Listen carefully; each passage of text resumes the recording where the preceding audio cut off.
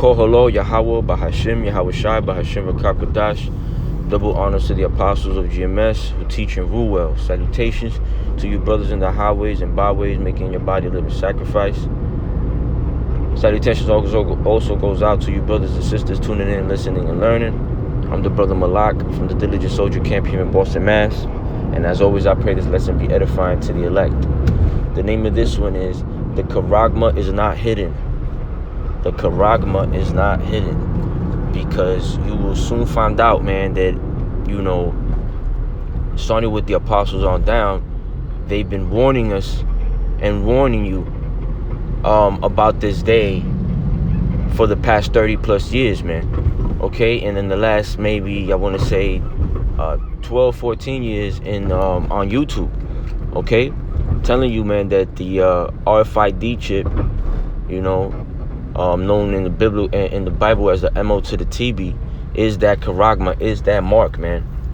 Okay, and that mark that the devil, Esau Edom, right, the so-called white man, is going to use to own you, man.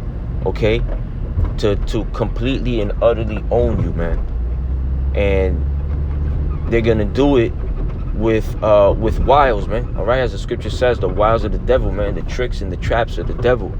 Okay, I'll put a video at the end of this lesson, and this lesson will be nice, short and sweet, man, and straight to the point. With this Edomite, man, that developed yet another CH to the IP, with capable of paying with it, man, paying, you paying and buying with this thing, put inside you. On top of that, and out of all places, the hand, you know what I mean? It could be anywhere, but if you follow the logic, if you're not simple, you can see that it will be in the head. I mean, in the hand, possibly even the forehead or something, But because it's more convenient, you're not gonna go ahead and swipe your butt cheek, you know what I mean, or your toes, or your kneecaps, you know what I mean, or your whole thigh on top of the cash register, man. It's gonna be something that could be fast and convenient for everyone, man. And this devil tells you that that they're gonna be using celebrities to basically change the minds of the people, man, the narrative. Okay, because a lot of people are hip and I hate to use the word, but woke to the fact that the microchip, man, is the MO to the TB, man. Okay, it's what Revelations speaks about. All right, and so I have a few scriptures here lined up. You know what I mean? Because people are not believing. You still got unbelievers that think is first and foremost, they think that that's not it. That a micro CH to the IP could be that mark, speaking of in Revelations, the 13th chapter. But you have other people that think is an embargo. Okay, it does not even make sense. Okay, biblically, you have others that think and say and teach that it's a white woman. You're dealing with white women. So-called Edomites. What else? You have people thinking, man, I forget at the moment, man, but you have a bunch of stupid ass, non-spiritual, winging assumptions, man. Okay, and for the most part, we know our people, because that's who we care about the most. Is this is all about Israelites. Okay, if your bloodline goes back to Abraham, Isaac, and Jacob, then you are an Israelite, whether you look like a so-called Chinese man or so-called Indian man or so-called white man. It does not matter, man. Okay. The point is, you have a lot of jakes out there that are teaching these wayward doctrines when it has to do with Revelations 13 and 16, man. Okay, And those people are gonna, those people, what they're doing is scattering the sheep, okay? And they're gonna pay for that, man. But as the scripture says, the deceiver and the deceiver are his, man. But salvation is of him, okay? So it will behoove you people to pray to pray to the Lord to find out, so he can have you realize what exactly is the mark of the beast spoken about in Revelation, man. Okay, because this is a major prophecy, man, and it's coming about, man. It's coming about whether people believe it or not, and we see it, man. Us in the know, us in this truth, the Lord has given us the eyesight to see that's so, man. That these things are already in development, man. They've been speaking about this, man, even before the pandemic. You was hearing about Neuralink and about all these things that have to do with basically making people cyborgs, man, to make it more convenient to buy, to sell. They'll tell you that you don't need your wallet ever. You know what I mean? And if I'm not mistaken, the name of the company of this Edomite is called Digital Wallet or something along those lines, man. I forget exactly. The future digital wallet. And then we see also all these nations with pilot programs, and also full-fledged what is it, CBDC, where it's a digital money, man. All these countries are switching over to that, man. These major nations, because the top elites, the Bilderberg groups, and all these different societies, they're hip, man, because this is how they want it to be, man. Okay, all the peons are just doing the hard lift, the heavy lifting, man. Like your scientists developing these microchips and everybody else, like governments and police force and all that. All these people are peons, man. Okay, but nonetheless, man, I want to start off with this scripture. Is on Revelations chapter 13 verse 16 and 17. It says, "And he causeth all," that he is the devil, Esau, Edom, man. "And he causeth all, both small and great, rich and poor, free and bond," right? Whether you locked up or you out here, with these so-called liberties, man, so-called freedom, free and bond, to receive a mark in the right hand or in their forehead. Okay, this man will show you that he himself, he's the CEO of this place, of this company, and he's putting it on his own. He put it on his own hand, man. As the chick said in the video, the interviewer, oh, you're the guinea pig, your own guinea pig for this for the company. You know what I mean? So verse 17 says, "And that no man might buy or sell," Salakia, because I'm in transit, "and that no man might buy or sell save he that had the mark or the name of the beast or the number of his name." Okay, so there's a mark, and when you go in there, in the Greek, man, it's charagma, which is why I named it that way, man, because if we put the MO to the TB in our titles, Esau gets in his feelings for us blowing up his spot through the Spirit of the Lord, and he's deleting videos left and right.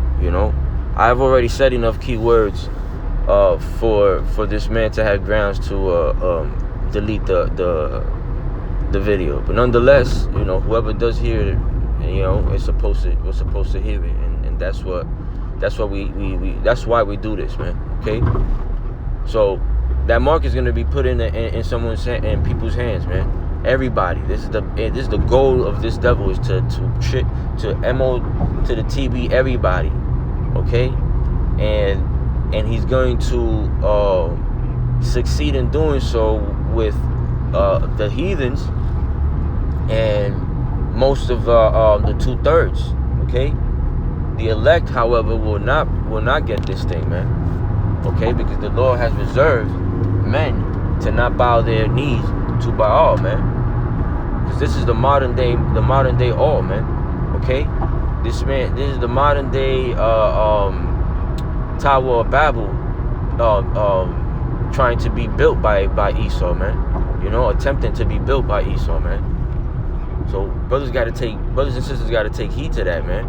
It's not a joke, man. It's going to come to happen, man. It's gonna happen. The word of the Lord does not come back void, man. As a matter of fact, look, this is Habakkuk chapter 2, verse 3. For the vision is yet for an appointed time, but at the end it shall speak. It's going to happen. It's going to happen. And not lie. Though it tarry, though it delay a little bit, though it may seem like it's delaying, it says, wait for it, because it will surely come. It will not tarry, man. This is going to be right on time, man, because the Lord is always on time, man. You can pray to the Lord, and he'll answer your prayer in his time, but it's always on time. You're always going to get that answer when you need it, man, whether you like the answer or not. Okay? That's just how Yahweh works, man. Okay? I want to end off by bringing out 2nd Esdras chapter 8, and I'll start at 55, and it reads, and therefore ask thou no more questions concerning the multitude of them that perish, because the Lord's judgment goes out every morning, man, and there's going to be a lot of people that are going to perish even after they take this mark, man. Scriptures tell you that they're going to be tormented, man. Okay, they're going to have all types of diseases going on with them, man. The Lord's going to riddle these people with all types of problems, man, and tribulations for not trusting in the Lord, man, in their power. And of course, I'm speaking about Israelites, man. All these other nations, they're gonna do whatever they They could take a multitude of MO to the TBs. We don't really care, man. They could take multitude of CHIPs, man. We do not care. This is all about Israel, man. Giving warning to the flock, to the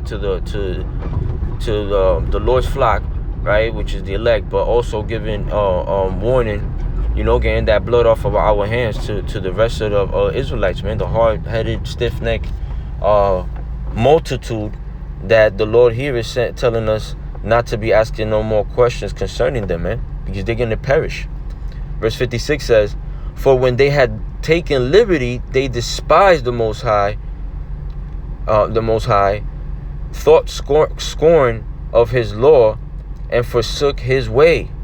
Okay, they scorn at the Lord's laws, man. They don't they have no fear of the Lord, man.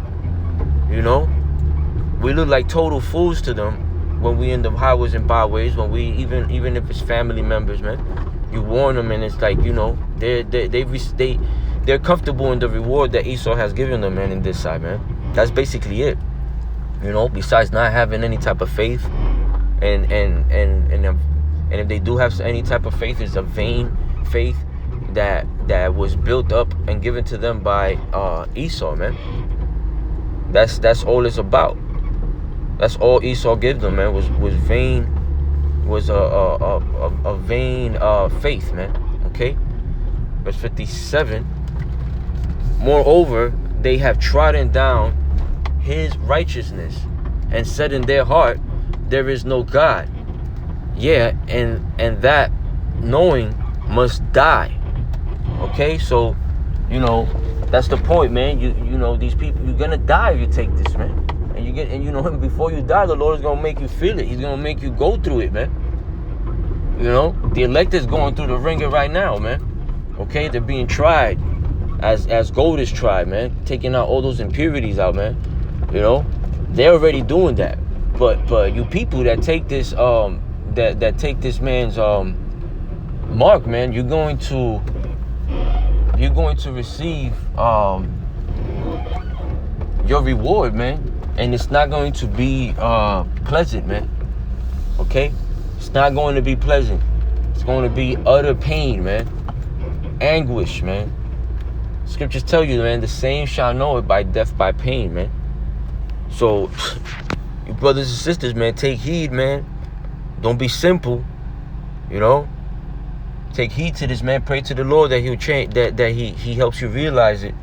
That he puts that fear in you, that spirit to keep you from the hour of temptation, First and foremost, as it says in Revelations, I think it's 3, could be mistaken, you know, he's going to keep the hour of temptation from certain men, because other men are going to be faced with it, but they're going to choose death, you know, death to not go against the Lord, which is pleasing to the Lord, you know.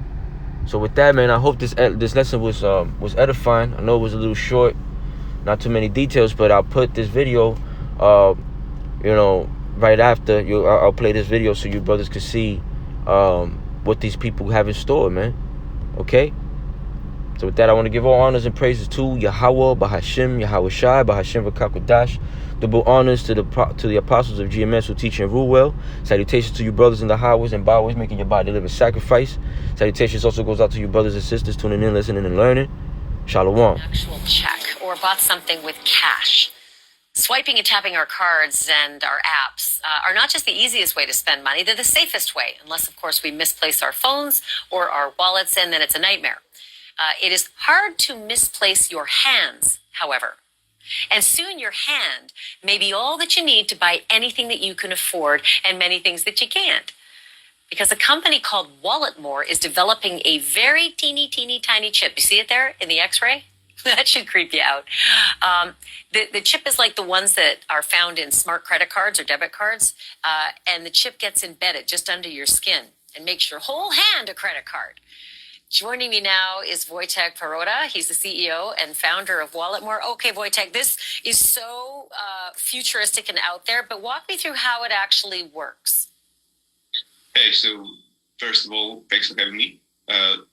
Let's look at the chip as a super small card that you can use wherever contactless payments are accepted. So it's exactly the same NFC technology, which stands for near-field communication, and therefore it can be used only for the near-field communication payments. So therefore you cannot be tracked, you cannot be monitored, you cannot be spied with that implant, because it's exactly the same technology as credit card. So here's my worry, is that you can accidentally buy something by just having your hand too close to a machine, or you could accidentally have your data all stolen by shaking someone's hand, because a lot of times we protect our cards in cases that can't be penetrated. But if it's in your hand, it's really hard to do that. It's not that simple, to be honest. First of all, you cannot lose money when you are shaking hands with anyone, because the implant is the passive tag and it doesn't have any internal source of energy, and therefore the only option to get the read of that implant is to put it in the near field of terminal. So therefore the other implant, which is inside of the other person's hand, is not capable of processing information. You need to have that source of energy, and only terminals that you can see at the moment are capable of providing that energy. So that's one thing. The other thing is that you definitely cannot lose your money because of the fact that you tap in a random place. Why? Because the implant is so small compared to the credit card. Normally, of course, when you tap the credit card, the terminal, it gets the read instantly. With the implant, it's a little bit different, because you need to be super precise. And therefore, if someone is touching your hand, finding this perfect sweet spot, because that's how we need to look at it, you would realize at least 10 times that something is going on with your hand. So that's also... Do you have it? Wojtek, do you have it in your hand right now? Yeah, of course. Actually, the X-ray that you saw was from my hand, and that's how it looks. On my hand. So show me your hand. Is it possible to see it at all? It's just barely standing out, right? Like it looks like maybe a little like a scar. Yeah, as you can see, I'm popping it a little bit. Oh man, that's crazy. Did you have a doctor insert it? Yeah, of course, that's part of the deal, because we are only building the implants, and when it comes to the installations, we want the whole experience to be as safe as possible, and therefore we built a network of partners all across Europe and the US. So therefore, if you are ordering an implant from our site, it's of course shipped to you, but then you need to schedule the appointment with one of the specialists who will just set it up for you.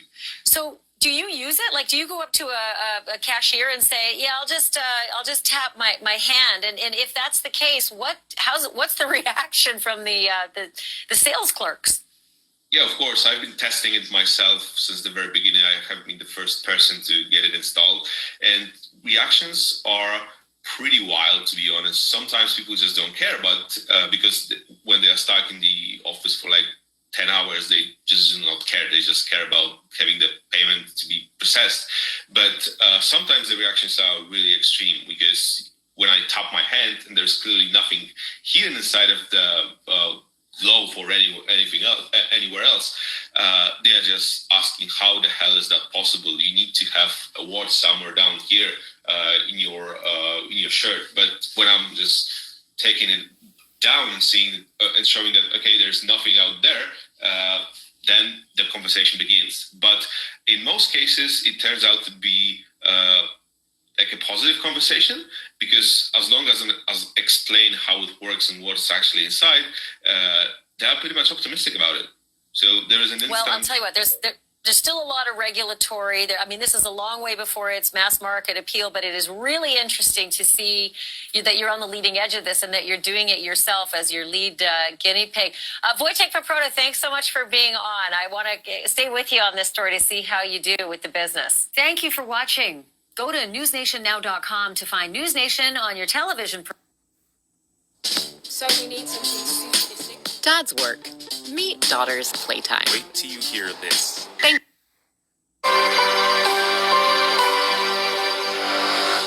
Hello and welcome to Finextra TV. We're here at MPE 2022 in Berlin. With me now in the MasterCard Press Lounge is Wojtek Paprota, CEO and founder of Walletmore. So, hello Wojtek, thank you very much for taking the time to speak with us. Hey, thanks for having me. Really good to have you on. We're talking about payment implants, a massive topic at this year's event. So we're really looking forward to expanding on that. And you're in a great position because you're the world's first to provide payment implants and a full wallet solution to follow. So bring us up to date with where we are with payment implants and how is this even possible? So as you mentioned, yeah, that's true. Walletmore is the first and still the only company that does those sort of things, which is implantable payment instruments. And we are at the very, very early stage, of course, of this market. We just have a few hundred customers around the world. So it's definitely even a pilot project, like a prototype that we are now offering to our ambassadors, because that's how we called our customers. And it's pretty simple, because let's think of the implant like a mini payment card that you can use wherever you are, wherever the contactless payments are accepted. Just tap your hand to the NFC reader and the payment is done. So as simple as it is with the cards. All right, well, thank you very much for bringing us up to date then. So tell us, what are some of the advantages then of payment implants compared to the more well-established instruments? So even though the main advantage of the payment implant is the fact that it's amazing in terms of having it, in terms of using it, and it gives you the sensation that you are, let's say, a better version of a human. But on the other hand, we need to capitalize on the fact that Walletmore implants are both ultimately secure and ultimately convenient. Because when it comes to biometrics, you cannot forget your hand from home or from office, and you always have it, so you can always use, for example, your fingerprint to authenticate a transaction. But on the other hand, once your fingerprint gets stolen, you cannot change it anyhow. In terms of the tokens, the electronic tokens, like a fob, like a card, you need to manage that. You need to carry it. You have a chance to lose it. But on the other hand, if there's any problem with that device, you can just block it or reprogram it, depending on the solution that you use. So Walletmore implants combine those two amazing advantages, and that's why I believe they are the way forward, and that's the future for the individual customers to use it conveniently and securely everywhere where contactless payments will be possible to authorize it and to proceed. Fascinating. I mean, it is a really exciting future. It certainly is. With talking about the opportunities and the advantages, it's worth talking about maybe some of the challenges and hurdles as well. So what are some of those challenges with merging the digital and the physical identity there? What about that?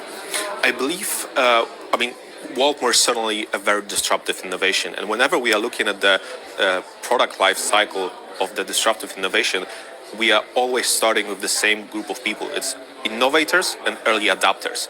And it's no way we can get to the mass market in the matter of a couple of years. It will take a number of years, probably like 10, 15, to normalize this solution. Because at the moment, the technology, the digital infrastructure is already there. We have no issues with that. The case is that we need to normalize the device. We need to normalize the, let's say, the approach to put a device into your body, even though it's 100% safe. It's the safety of the device is confirmed, but all the certificates, studies, research, everything that you name, like Baltimore wins all the discussions about the biosafety. But what matters at the moment is just the willingness from the banks, from the schemes, from every party that is involved, issuers, acquirers, every party that is involved in the whole transaction scheme. So I believe we are now facing a social acceptance kind of a challenge, and it's the only challenge that we are facing at the moment. But on the other hand, it's the hardest one to come over, because we are all humans and we are, like, by nature not super keen to introduce that disruptive changes to our lives. So I believe the way forward would be to capitalize on our ambassadors, and as long as people see that this device is used by a friend, member of a family, or a famous person, that's the way forward to bring the device to the mass market. And that's what we are working on. But I'm aware that it's a very long-term game, but on the other hand, a very fruitful long-term game. So changing perceptions is at the top of the agenda as well then? Yeah, of course. So it has always been. Yeah, so taking all of that into account then, could you give us sort of a summary? By no means an easy question, but what do you think the future in the space holds? I believe it's not related only to the implantable technologies, but I believe that everything, whatever we are talking about, the identity, or we are talking about payments or authorization, it's becoming more and more digital. We are seeing this with the European Commission's project about digital identity. We are seeing this by multiple initiatives handled by banks, schemes, and all the other companies that are present out there.